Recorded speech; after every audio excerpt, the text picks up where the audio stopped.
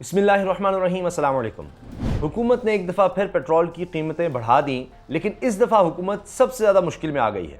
उसकी वजह यह है कि इंटरनेशनल मार्केट में पेट्रोल की कीमत तेज़ी से नीचे गिरी है और अभी भी गिर रही है। डॉलर जो है उसकी कदर भी गिरती चली जा रही है। तो दोनों तरह से सब लोग ये सोच रहे थे कि पेट्रोल की कीमत में एक वाज़े कमी नज़र आएगी और मुस्तनद इदारे ये सब रिपोर्ट कर रहे थे, कोई 18 रुपये, कोई कुछ, लेकिन ये बात वाज़े है कि सभी ये कह रहे थे कि पेट्रोल की कीमतें कम होंगी। उसकी वजह यह है कि पहले तो चले बहाना होता है कि जी पेट्रोल की कीमत इंटरनेशनल मार्केट में बढ़ गई है। ये बात हमेशा कही जाती थी कि जी हम क्या करें, इंटरनेशनल मार्केट के साथ है, हमें ख़रीदना पड़ता है, डॉलर महंगा हो गया है। भाई डॉलर भी अब नीचे आया तो उस हिसाब से आप देखिए, मिसाल के तौर पर जितने में आपको पहले 250 रुपये में पेट्रोल मिल रहा था, अब डॉलर जब $1 250 का था तो $1 में जितना पेट्रोल ले रहे थे 250 रुपये का दे रहे थे। अब वो अगर 210 के लगभग आ चुका है तो उतना ही पेट्रोल आपको 1 लीटर 210 रुपये में मिलना चाहिए।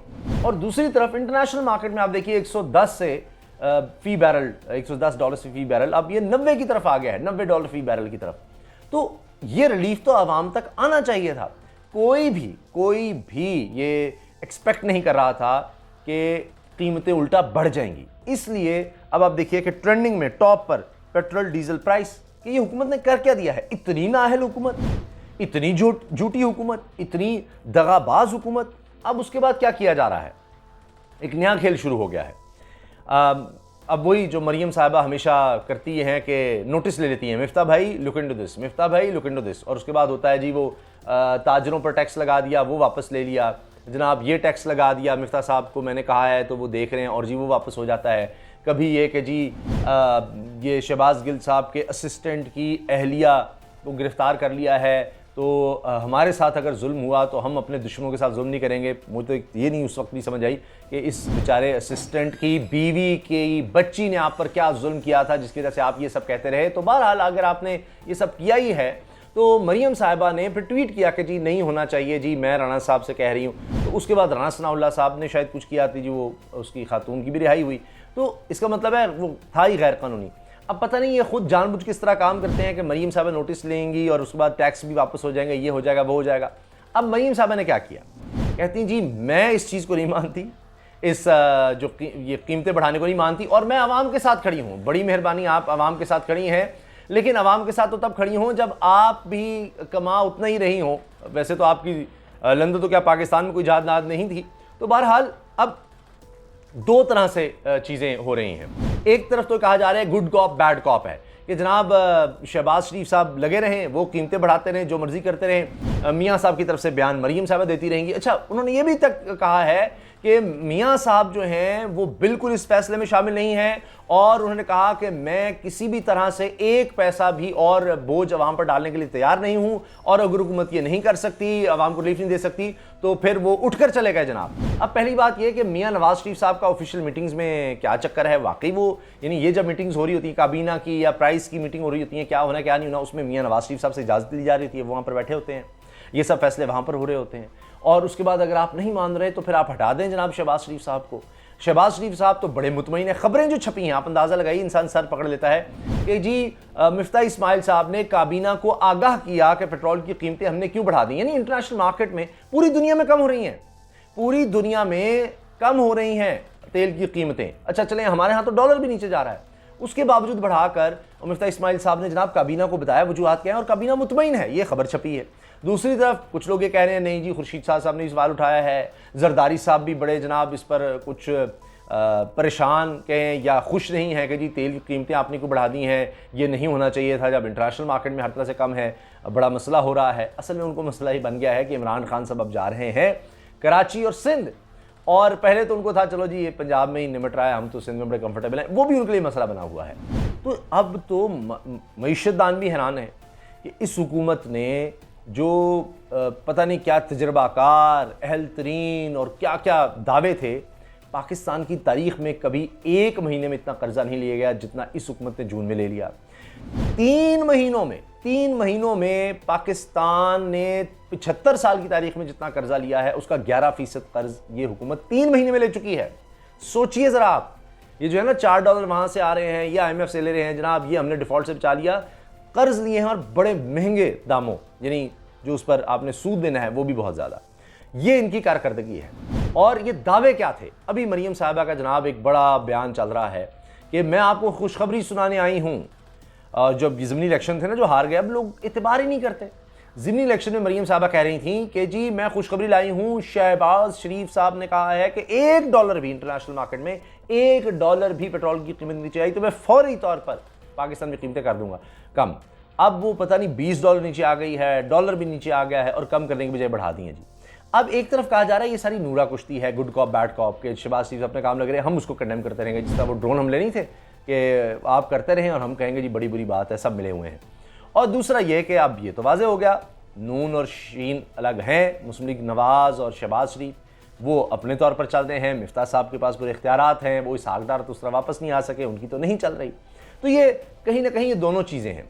उसमें यह है कि नाराज़गी है, खुश तो नहीं है कि शहबाज शरीफ साहब वज़ीर-ए-आज़म है, नवाज़ शरीफ साहब खुद वज़ीर-ए-आज़म बनना चाहते हैं या मरीम साहब वज़ीर-ए-आज़म बने।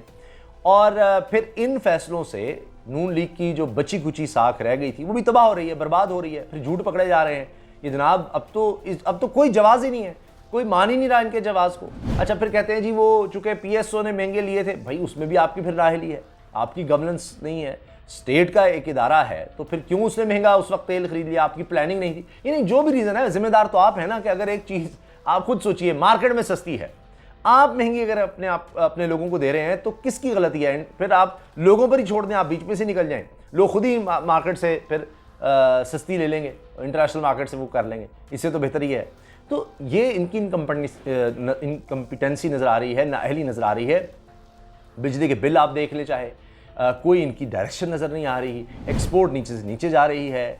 ये जो अभी कह रहे हैं स्टेबल हालात हो रहे हैं, ये सिर्फ एक दिखावा कहा जा रहा है, तो बड़े मुश्किल हालात हैं। अच्छा, इसमें चूँकि गरीदा फ़ारूकी साहबा बहुत ज़्यादा शदीद तनकीद करती हैं तहरीक इंसाफ पर, तो वो कहती हैं, वो लिखती हैं जी मुस्लिम लीग नून हुकूमत में भी गुड कॉप बैड कॉप खेलने से गुरेज करे। अगर हालात अंदरूनी तौर पर इतने ख़राब हैं कि सस्ते तेल और डॉलर के बावजूद पेट्रोल कीमत बढ़ानी है तो बराए मेहरबानी IMF प्रोग्राम के बाद इलेक्शन में जाइए। 4 माह हो गए, कोई खातिर खा अवामी रिलीफ नहीं दे सके, महंगाई लोड शेडिंग तक पर काबू नहीं पाया जा सका। तो ज़ाहिर लोग भी थक जाते हैं जी, कब तक डिफेंड करें। हामिद मीर साहब भी कह रहे हैं जी मिफ्ता साहब सादा सा सवाल है कि आलमी मंडी में तेल सस्ता हो गया, आपने महंगा क्यों कर दिया? तो मिफ्ता साहब आगे से जवाब भी दे रहे हैं, मीर साहब हमने पेट्रोलियम मसनूआत पर ₹1 भी नया टैक्स नहीं लगाया। जो कीमतें बढ़ी हैं या कम हुई हैं सिर्फ PSO की खरीद के मुताबिक कम हुई हैं या बढ़ी हैं। तो हामिद मीर साहब ने चूँकि ये पूछा था जी, you are finance minister of Pakistan, why did you claim 1 day before the increase that you will not increase petroleum prices?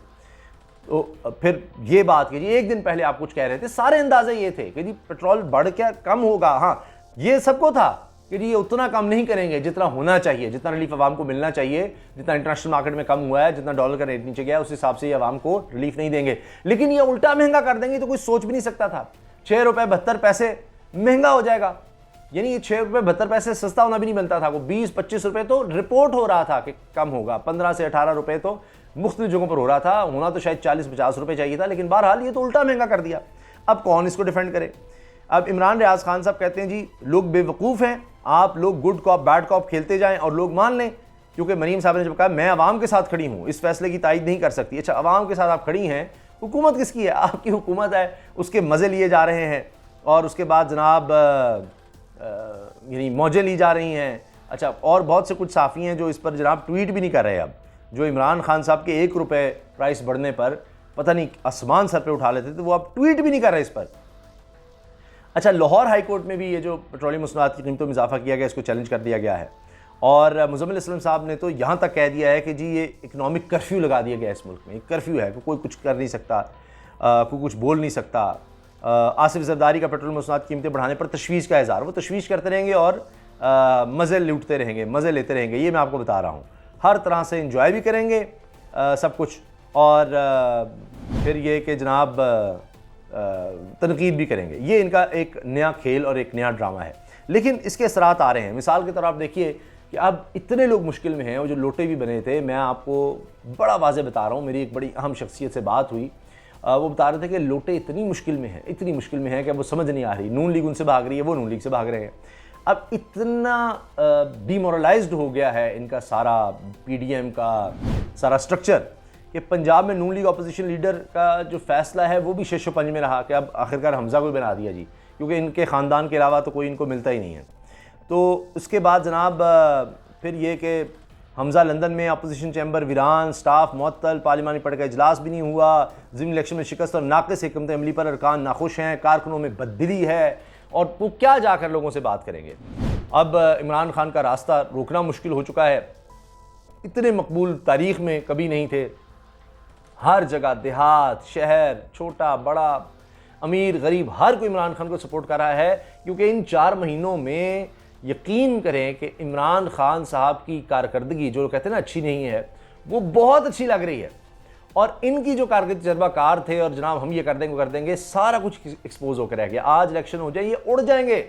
2 तिहाई अक्सरियत छोटी बात है जो कुछ इन्होंने कर दिया है, ये इसको रिवर्स भी नहीं कर पा रहे। देखिए ना, जब इंटरनेशनल मार्केट में प्राइसेस नीचे, डॉलर नीचे, उसके बावजूद अगर ये पेट्रोल कीमत बढ़ा रहे हैं तो बाकी क्या बचता है।